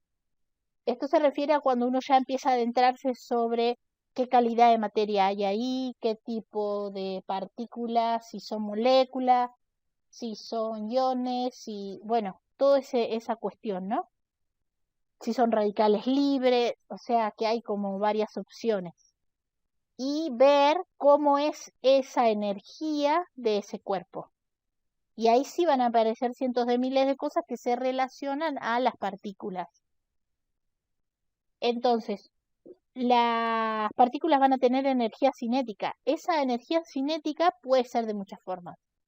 Pero bueno, en forma global tienen energía cinética, siempre tienen energía potencial, porque la energía potencial es dada por la ubicación en la Tierra que tiene la materia, así que siempre hay energía potencial.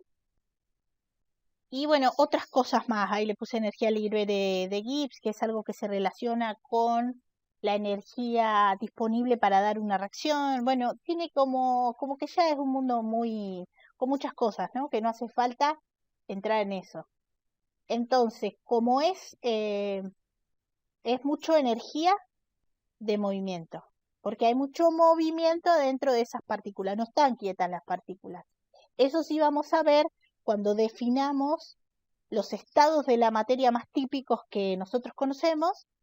Vamos a ver siempre que las partículas que están adentro de ese estado de la materia, o sea, el sólido, el líquido, el gaseoso, se están moviendo. Incluso hasta en el sólido tienen un pequeño movimiento en el lugar. No es un movimiento alocado como puede ser en el gas, en las partículas de gas, que es un movimiento completamente errático y alocado, sino que es más bien una vibración, ¿no? Pero todo eso lo vamos a ver cuando veamos química. Pero la idea es que la energía de un cuerpo se tiene que mantener o se tiene que transformar.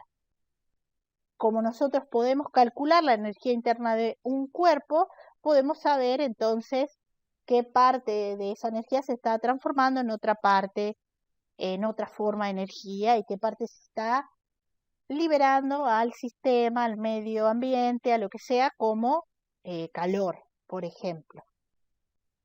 La segunda ley de la termodinámica define un concepto que se llama entropía, que es una función de estado también, porque en general todo lo que sea energía significa que son funciones de estado, no son procesos limpios como el que veíamos de movimiento.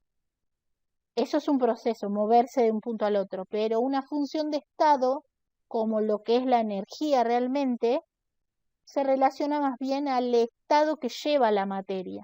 Y va a depender mucho la energía de un cuerpo con el estado de la materia que tiene en ese momento. La entropía entra dentro de este grupo de funciones de estado y lo que define es la cantidad de desorden que hay en ese cuerpo o sistema. Desorden como lo que es la palabra, ¿no? Desorden. Entonces, la entropía es una propiedad que mide el grado de desorden que tiene ese sistema. Entonces, a mayor entropía, que es un número, ¿no? A mayor entropía, mayor desorden. Y lo que son los procesos naturales cotidianos, todos tienden a aumentar el desorden del sistema. Es, digamos, el sentido natural que tienen las cosas de los sistemas naturales que tenemos nosotros. Eso lo pueden ver claramente con todos los días, con su casa, ¿no? Ustedes limpian su casa, que hay que hacerlo sí o sí. Limpias todo, dejas todo ordenado, ¿no? Y eso tiene un grado de entropía cuando vos ordenás, cuando está todo acomodado y ordenado. Pero vean cómo pasa un tiempo determinado, un rango de tiempo, y ya está todo desordenado, de vuelta. Eso es porque la naturaleza de los sistemas tiende a ir hacia el aumento de la entropía. ¿Cuándo no aumenta la entropía? Solamente en un sistema que esté aislado o perfectamente cerrado. El aislado, bueno, es más complicado porque tiene que ser muy controlado ese sistema, ¿no? Tiene que estar separado de toda la naturaleza y es como condiciones de estudio. Al igual que los cerrados también son difíciles de mantener. Lo que más tenemos son sistemas abiertos, o sea, sistemas en donde el cuerpo o el sistema, el conjunto de cuerpos, estén intercambiando materia y energía con otros cuerpos o directamente con todo el universo. El universo siempre, acuérdense que acá es como decir la totalidad, ¿no? Porque ahora como que se usa mucho esa palabra, pero como que el universo es la totalidad de todo lo que hay. Entonces está ese sistema abierto, o sea, libre, intercambia con su entorno materia y energía, como nosotros, por ejemplo. Todos los animales, las plantas, todo lo que vemos son sistemas abiertos. Y los seres humanos, por supuesto. Después ya los sistemas cerrados sí son por ahí más fáciles de conseguir en los laboratorios, donde se miden todos los parámetros, se ajustan, donde no se intercambia materia, pero sí se intercambia energía. Y ese intercambio se puede medir perfectamente, ¿no? Ahí se puede hacer el seguimiento de cómo varía la energía de un cuerpo o de un sistema. Entonces, en lo que es lo natural, las cosas solamente tienen un sentido, que es en cuestión de avance y aumento de desorden y aumento de este parámetro que es la entropía. Cuando no aumenta la entropía, entonces porque ya es un sistema controlado, ¿no? De alguna forma. Pero lo que es lo natural siempre tienden a ir en un sentido. Cuando las cosas van en un solo sentido, en una sola dirección, y no se puede volver para atrás, entonces se dice que son irreversibles. O sea, que algo ocurra que es irreversible significa que no se puede revertir. Es decir, que no se puede volver al punto de inicio, que ya está. Una vez que se avanza en ese sentido, ya está. Bueno, entonces en general, todo lo que ocurre en la naturaleza son procesos irreversibles. Como son procesos irreversibles, tienen entropía e incluso la entropía cada vez aumenta más y más. ¿Qué es lo que va a pasar? Que cuando yo tenga un sistema o un cuerpo, un sistema, y este esté haciendo un intercambio de energía, esté variando su energía interna, todo lo que me falte a mí de energía interna del cuerpo, lo voy a ver expulsado hacia el exterior, hacia el entorno, y se va a ver reflejado como un aumento de la entropía del universo. Entonces, todo lo que me falte de un proceso, que lo más frecuente es que salga expulsado como calor, todo eso va a parar al entorno y eso me aumenta la entropía. Bueno, hablando justamente de los últimos conceptos que nos faltan para cubrir esta unidad, que es temperatura y calor. Entonces, otros conceptos muy difíciles de definir también, demasiado, que tienen muchas cosas en cuenta, pero se trata de como simplificar la cosa para tratar también de darle como un estudio, ¿no? Inicial de cómo se comportan, porque si no también se vuelve imposible también, a nivel números y todo eso. Entonces, la temperatura va a ser una propiedad que tenga cada cuerpo, específica de cada cuerpo. Y tiene la característica que se puede medir. Nosotros conocemos elementos, o sea, instrumentos de medición que miden la temperatura súper fácilmente y prácticos, que son los termómetros. Tenemos los termómetros de mercurio, que tienen la liñita de mercurio, los más antiguos, y ahora obviamente tenemos los digitales, que tienen otro sistemita. que directamente arroja el valor así con un número y listo. Pero lo que miden es esta propiedad de los cuerpos, que es la temperatura. Entonces, cuando dos cuerpos que tienen diferente temperatura se juntan, entran en contacto entre sí, lo que ocurre es que va a haber una transferencia de energía desde el cuerpo que tiene más temperatura al cuerpo que tiene menos temperatura. Esa transferencia se hace siempre en forma de calor. O sea que el cuerpo con mayor temperatura le entrega calor al cuerpo con menor temperatura. Cuando juntamos esta condición, en este caso que decíamos, tengo dos cuerpos con diferente temperatura, los junto, ¿qué va a pasar? Que como el de mayor temperatura le entrega al otro, se va a alcanzar un equilibrio, que va a ser una nueva temperatura, en el medio de estas dos temperaturas, la más alta y la más baja, ¿no? Va a estar en el medio por ahí, la temperatura que alcancen como conjunto. Este equilibrio se llama equilibrio térmico. Entonces, si yo tengo dos cuerpos que ya alcanzaron este equilibrio térmico, si incorporo un tercero, obviamente ese tercero que se agrega tiene una diferente temperatura, ¿no? Porque viene, lo agrego, listo. Cuando los dejo un ratito en contacto, ahora los tres van a alcanzar el equilibrio térmico entre sí. Entonces, esto del equilibrio térmico se conoce como principio cero. Se le puso principio cero porque no sabían qué ponerle, porque realmente ya estaban descubiertas todas las otras leyes y quedó como colgado, ¿no? No se le podía poner uno porque ya la ley 1 ya estaba. Pero bueno, como lo descubrieron mucho después, le pusieron cero, ¿no? Que sería como algo previo que habla sobre la relación que hay entre la temperatura y el calor.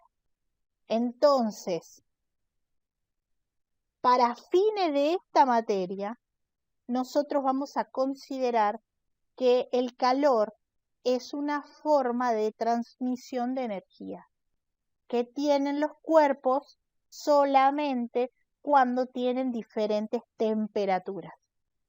Y que lo hacen porque como entran en contacto, quieren unificar la temperatura y alcanzar el equilibrio entre ellos, ¿no? Los dos cuerpos que entraron en contacto. Entonces, este calor, o sea, esta forma de transferir energía debido a la diferencia de temperatura, hago la aclaración porque el calor puede tener otras interpretaciones en otros contextos. En este contexto tiene esta. Entonces, el calor se puede transferir mediante tres sistemas. Uno es la conducción, otro es la convección, que la convección se relaciona más con los líquidos, o sea, cuando las sustancias son líquidas, las que están participando, ¿no?, de esta transferencia, y la radiación, que la radiación es específica para ondas electromagnéticas, o sea, radiaciones como la del Sol, por ejemplo. El Sol nos tira radiación a nosotros, a todos los que estamos en la Tierra. O sea que nos tira una transferencia de calor, ¿no? Mediante radiación, porque usa estas ondas que tienen esta frecuencia que se llaman electromagnéticas. Pero digamos que lo importante es conocer al menos las tres formas posibles que hay de transferir calor de un cuerpo a otro. Entonces, la consecuencia directa que se desprende de estas leyes de la termodinámica, estas dos juntas, estas tres, la 0, la 1 y la 2, ¿no?, es que siempre va a haber una pérdida de energía en forma de calor. Cada vez que yo haga un proceso con un cuerpo o un sistema de cuerpos, una parte la voy a perder como calor. Pero que todo el calor que se pueda generar con una transformación de un sistema no se puede transformar en trabajo útil. O sea, el trabajo que veíamos antes, al principio cuando arrancamos, en un trabajo que es un trabajo neto, ¿no? Como de desplazamiento. Ahora vamos a ver un ejemplo. Entonces, lo más importante es tener en claro eso, que no todo el calor de un sistema puede transformarse en trabajo, porque una parte de ese calor siempre se va a desprender y va a ir a parar al universo o al entorno y así va a aumentar la entropía. Esto tiene como mucha implicancia a nivel cultural y social, digamos. El desarrollo de estas leyes no fue por amor a la ciencia prácticamente todo, porque hay muchas cosas que están trazadas por los intereses socioeconómicos de las poblaciones en las que esto fue descubierto. Entonces, es a nivel avance científico es como genial todo, pero realmente tal vez no se desarrollaron tanto para eso, sino que en ese contexto en donde se desarrollaron estas leyes, en realidad lo que se estaba buscando es generar una máquina que pudiera transformar eh, todo, toda la energía en trabajo. ¿Para qué? Para poder, ese trabajo hace algo, ¿no? Que no es de utilidad a nosotros, en definitiva. Digamos que el fin de esto era buscar eso, buscar tener un instrumento, una máquina, algo que transformara toda una forma de energía en trabajo útil. Pero no se consiguió claramente porque aparecieron los principios de la termodinámica que no lo permiten. Eh, bueno, hay siempre como muchas cosas acerca de esto, ¿no? También de ciencia ficción, donde tienen esta máquina ideal que va en contra de todos los principios de la termodinámica, pero que no existe realmente hasta ahora, ¿no? Porque quién sabe. Entonces, en relación a esto, acá, primero vamos con esto. Les agregué algo breve, em, que esto también, ustedes si quieren indagar sobre esto pueden buscar y hay de todo, pero a mí me gustaría al menos que se queden con la idea de que eso, en ese momento de la vida se desarrolló lo que se llama máquina térmica, que es un dispositivo que lo que hace es transformar el calor desprendido en trabajo útil. Entonces, acá les voy a mostrar, ¿no? Esto es como un resumen de lo que tiene esa máquina. Vamos a tener una diferencia de temperatura que tiene, por ejemplo, la temperatura 1 con la temperatura 2. Esa diferencia de temperatura va a generar un calor, una transferencia de calor. Ese calor va a ser capturado y transformado en trabajo. En definitiva, así de simple, ¿no? Entonces, pero ¿qué pasó? Bueno, parte de este calor se pierde y aumenta la entropía del sistema y todo eso. Entonces, en cierta forma se salvaron porque cuando era presencial yo tengo, este es como mi caballito de batalla, siempre tomar cosas con respecto a las máquinas térmicas y hay unas cuentas para ser buenísimas, pero bueno, ahora no se puede porque realmente se complicó con esto de la virtualidad, pero esto tiene como para cortar tela. Entonces, acá les puse algo de que, bueno, eso, las leyes de la termodinámica realmente salieron por esto, la necesidad de aumentar el trabajo útil que hace una máquina. ¿Se acuerdan las máquinas de las locomotoras a vapor, por ejemplo? Son un ejemplo de máquina térmica. ¿Qué es lo que tienen? Tienen en un lugar, en una caldera, agua, por ejemplo, ¿no? Agua. Siempre van a tener un líquido. Lo más probable es que sea agua, porque es más barato y todo eso, ¿no? Imagínense que esto es como para producir, entonces tienen que ser las cosas baratas. Entonces, tienen agua y la calientan. le entregan calor a través de que en esa época le tiraban leña, ¿no? Fueguito, leña, todo bien ambientado de ese momento de la vida, le tiraban fueguito, leña y calentaban el agua. Cuando esa agua se calentaba, se evaporaba, iba a parar, es esto en definitiva, ¿no? El foco frío, cuando se va calentando, pasa al foco caliente. Hoy medio que estaba parada al revés, pero bueno, en definitiva es esto. Es decir, hay un recipiente que tiene agua. Se calienta por acción de un método cualquiera para calentar agua, como el fuego directo de una leña o lo que sea, ¿no? Ahora nosotros tenemos gas y todo eso. Las hornallas, todo más práctico, pero en ese momento no. Entonces, está fría, pero luego se calienta, hierve, aumenta la temperatura, porque ahí está, la temperatura depende de como es una función de estado, depende del estado de la materia. A eso se refieren, cuando lean función de estado se refiere a eso, a que depende del estado de agregación de la materia. Claramente la temperatura que tiene un líquido es menor a la temperatura que tiene un gas, porque por el grado de movimiento. Como aumenta el grado de movimiento, tiene más temperatura, ¿no?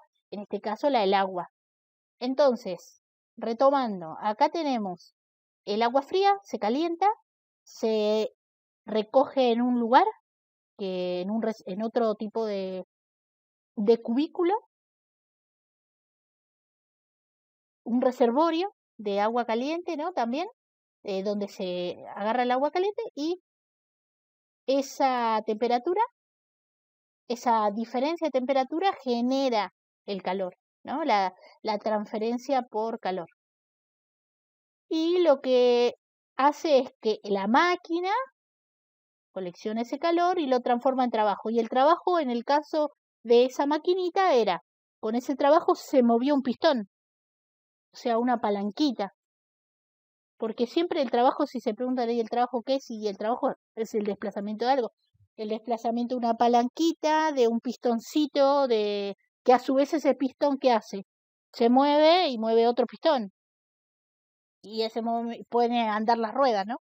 Es todo toda una transferencia de energía y una conversión. O sea, pasamos de calor a trabajo. Son dos formas de energía diferentes. Bueno, entonces esa máquina, al hacer trabajo, se mueve. Y bueno, y se mueve todos los vagones y así la gente se desplaza y viaja de un lugar al otro y no tiene que caminar. Digamos, por eso le decía hoy que esto era para el beneficio de la gente realmente o de las comunidades. Hacer algo que nos garantice o nos dé algo, ¿no?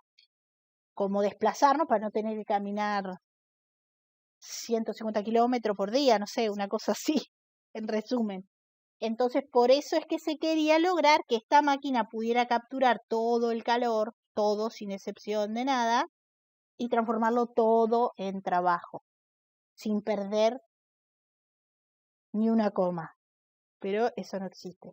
Siempre una partecita se pierde como calor. Y otra parte obviamente se recupera y hace el trabajo. Entonces, después vamos a tener otro concepto de que esto hay sí también muchas cuentitas para hacer, que es la potencia. La potencia es directamente relacionada a un equipo o a un electrodoméstico, o sea, un aparato. Quienes tienen potencia son los aparatos o los equipos. Y la potencia que nosotros calculamos de esos aparatos o equipos se relacionan a la cantidad de trabajo que puede hacer ese aparato en un rango de tiempo específico.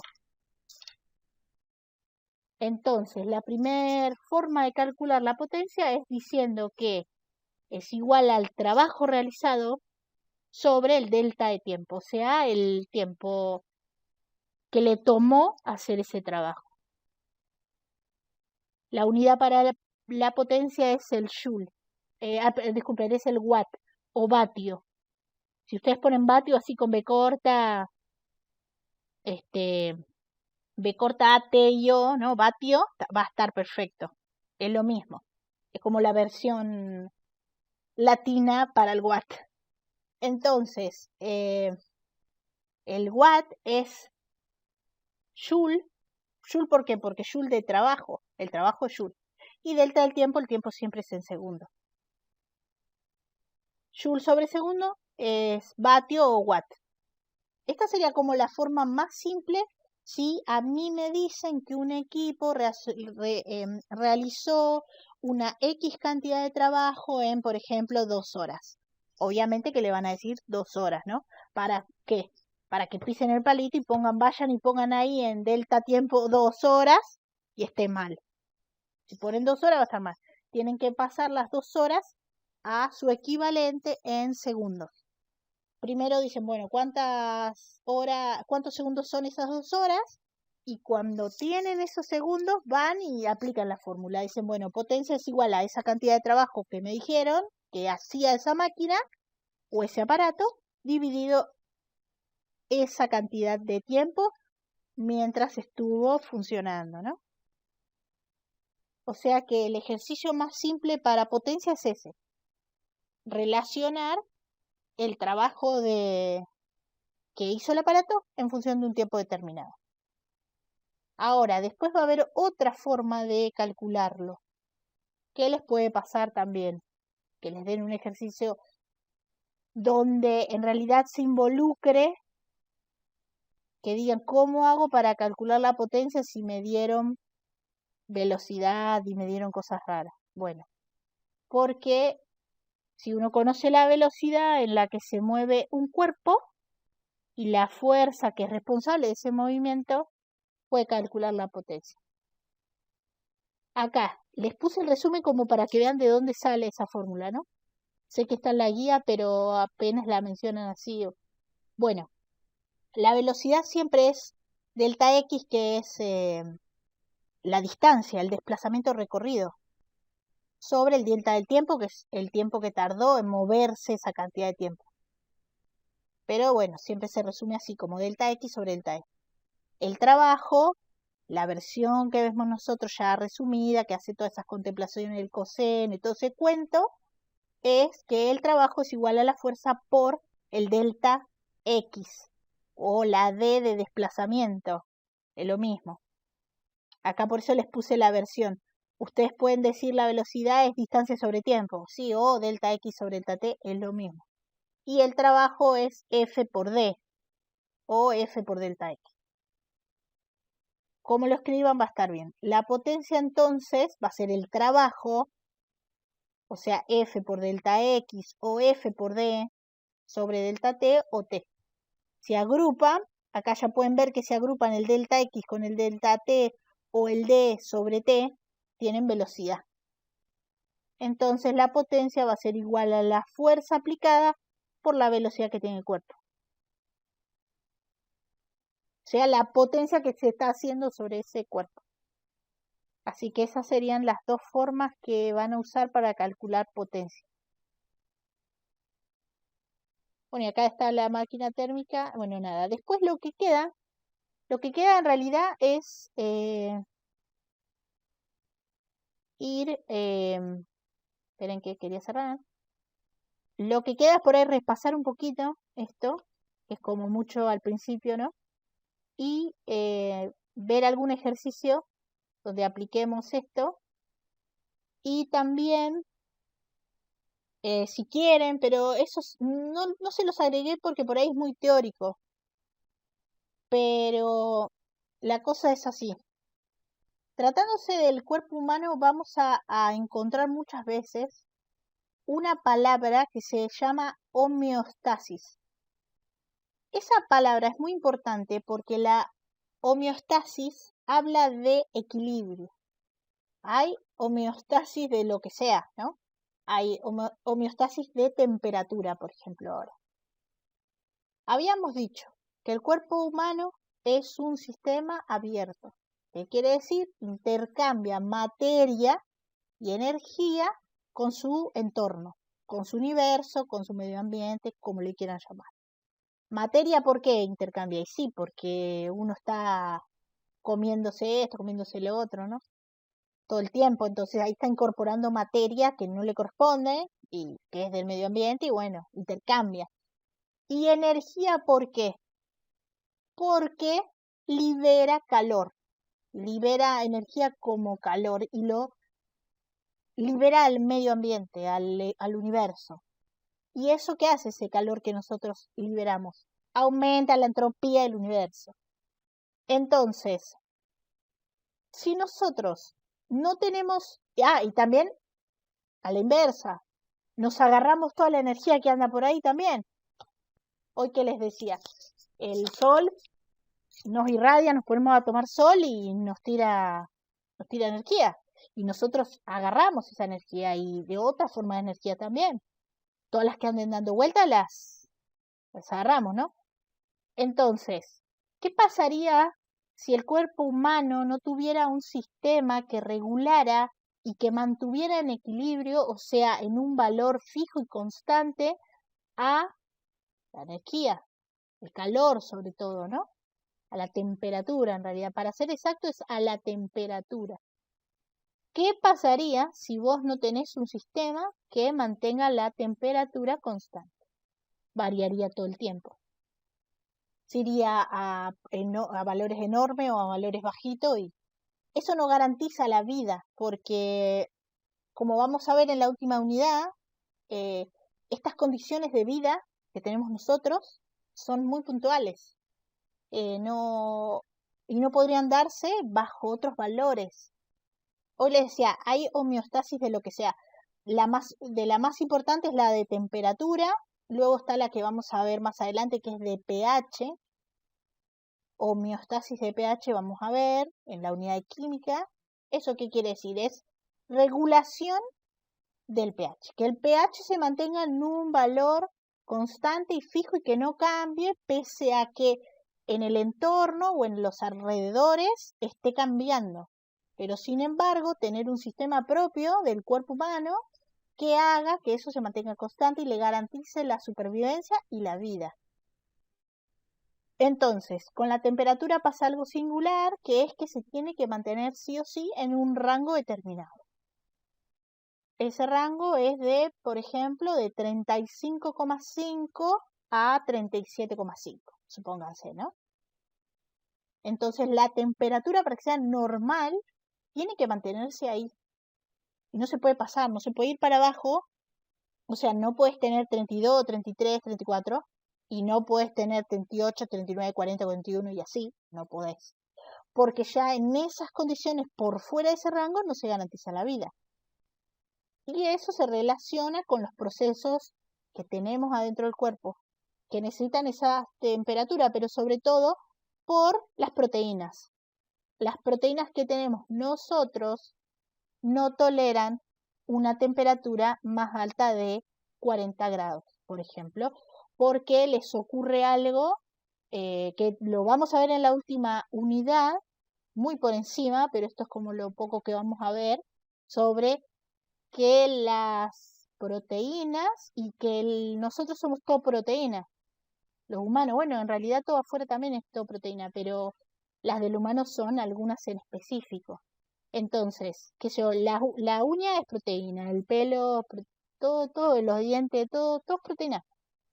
Entonces, estas proteínas necesitan sí o sí estar a una determinada temperatura para funcionar bien. Si se eleva la temperatura, se rompen. Esa ruptura tiene un nombre específico, pero, digámoslo bruscamente, se rompe, se desarman, y una vez que se desarman ya no sirven. No se pueden volver a armar y está todo bien. Entonces, por eso es que la temperatura no tiene que subir. El cuerpo, entonces, sí o sí, tiene que tener un sistema propio que le garantice que la temperatura se va a mantener constante. Entonces, ¿qué va a tener? ¿Qué decíamos hoy? Estamos en un rango. Si se va por abajo, se quiere ir para abajo ese rango, sea 31, 32, 33, así, a menores temperaturas, ¿qué te va a estar faltando a vos? Te va a estar faltando agarrar calor de afuera, porque vos estás perdiendo calor por algún motivo, ¿no? Entonces, si vos estás perdiendo calor, te va a hacer falta ¿qué? Dos cosas, que dejes de perder calor. porque si estás perdiendo y cada vez perdés más, es peor. Y que agarres calor, que dejes de perder calor y que agarres calor de afuera. Entonces, para eso tiene mecanismos, para garantizarle eso. Y si se está yendo la temperatura muy alta, como 40 por ejemplo, ¿qué te va a pasar? Que quieras que dejar de agarrar calor porque ya tenés demasiado y sobre todo que empieces a perder calor, que es lo más significativo, que empieces a perder más calor de lo que lo haces habitualmente para que rápidamente puedas alcanzar tu rango de normalidad. Entonces, para perder calor rápidamente, tiene también varios mecanismos disponibles para que se active todo ese sistema. Y eso es lo que está en la guía. Explica cuáles son esos mecanismos que se activan cuando el cuerpo sensa, porque el cuerpo sensa todo el tiempo, todo el día sensa cómo está la temperatura. Si ve que se fue el rango, ya sea para abajo o para arriba, activa un mecanismo, ya sea para dejar de perder calor porque la temperatura está muy bajita o para empezar a perder calor porque la temperatura está muy alta. Los mecanismos son diferentes, por supuesto, porque la acción que hace falta hacer es diferente. Pero entonces, esas cositas sobre qué pasa en cada situación es lo que está detallado, como activar la sudoración, por ejemplo. Uno empieza a transpirar mucho porque así elimina calor por evaporación, porque la transpiración que te queda sobre la piel se evapora, se va para el medio ambiente y otra vez si se va, aumenta la entropía del sistema y todo eso. Por eso es que la entropía del universo cada vez se hace más grande, ¿no? Porque imagínense que somos nosotros, cada uno de nosotros aportando energía todo el tiempo, los animales, los otros sistemas de vida, es como expansiva la cosa. Entonces, eso, si usted, léanlo, pero si tienen alguna duda, yo creo que no van a tener dudas porque más que nada es teoría de qué pasa en cada caso, ¿no? Como esto que le decía, la sudoración es una, que se inactive. Ah, por ahí les quería decir, por si no está aclarado, que metabolismo, se conoce al metabolismo nuestro como un conjunto de reacciones químicas, que son las que garantizan que de ahí salgan todas las moléculas, ¿no? Las moléculas, los compuestos, todo lo que haga falta para la vida de la persona. Entonces, hay un metabolismo que se llama basal, que simplemente contiene las reacciones más básicas que hacen falta hacer sí o sí, y que se hacen todo el día, durante todo el día se van haciendo. Entonces, esto genera calor, las reacciones generan calor. Entonces, si se elimina, no se puede eliminar, perdón, si se reduce este metabolismo basal lo más que se pueda, entonces así el cuerpo, ¿qué hace? Genera un poquito menos de calor que antes cuando estaba a tope, ¿no? Trabajando a tope. Bueno, o al revés, ¿no? Si quiere más calor, ¿qué se hace? Pone a este metabolismo basal a trabajar más, así puede generar más calor y compensa este otro calor que está perdiendo o que le falta o que perdió de más, ¿no? Porque como le decía, esto es como es un equilibrio, ¿no? Si uno tiene mucha temperatura y empieza a perder temperatura y por ahí si se va de mambo pierde de más, ya tiene que ir para el otro lado, pero eso lo va haciendo el cuerpo todo el tiempo. Así que bueno, ahí les dejo para que lean eso, no creo que tengan dificultad para entender de qué va, pero lo más importante es que ya incorporen ese concepto de homeostasis, porque va a volver a aparecer más adelante, que sepan que se relaciona con decir que es la forma que el cuerpo tiene de eh, establecer un equilibrio de algo, ¿no? Porque le falta homeostasis solo, no, es homeostasis de temperatura, de electrolitos, supónganse, de pH, de algunos otros factores que están adentro del cuerpo, que sí o sí necesita que se mantengan en un rango determinado. ¿Para qué? Para garantizar las funciones del cuerpo humano y que le garanticen la supervivencia, ¿no? Porque si no te morís y ya se acaba el cuento, digamos, no hay más nada que hacer. Entonces, les decía eso, que imagínense que si no tuvieras un sistema que te regule, estarías todo el tiempo recibiendo energía, dando energía y sería muy caótico. Más que nada porque las formas de energía son tan amplias y variadas y se interconvierten unas con otras todo el tiempo, son rápidas, son dinámicas, imagínense que se armaría un despelote. Para eso están estos sistemas. Está todo fríamente calculado. Ya vamos a ver cuando veamos en la unidad 4 lo que son presiones, también ahí vamos a ir viendo que con respecto a las presiones también está todo calculado milimétricamente cómo tiene que funcionar para que no te afecten las presiones externas, por ejemplo, ¿no? Que son producto de las cosas que están en el aire. Entonces, bueno, en definitiva eso. Ya estuvimos viendo un poco de trabajo, viendo qué es el trabajo, la relación directa que tiene con la energía, viendo que el trabajo implica un cambio de energía sí o sí, y que a la vez las energías entre ellas se pueden interconvertir. Podemos calcular nosotros que nos vamos a quedar con esas dos nomás, que es la energía potencial gravitatoria y la cinética. Entre ellas podemos hacer las operaciones que hagan falta, que aplican para este tipo de movimientos, o sea, un cuerpo cayendo o un cuerpo moviéndose en el eje X, desplazándose una cantidad de metros determinada. Entonces, nada, eso, bueno, agreguen, vayan ya viendo la fórmula, agregándola a su listita de fórmula, agreguen unidades, agreguen todo lo que necesiten para tener a mano. Como les decía el otro día, vieron ya que ya estamos en la 2, ya se agregó como más cantidad de formulitas, de unidades, ya se va agregando.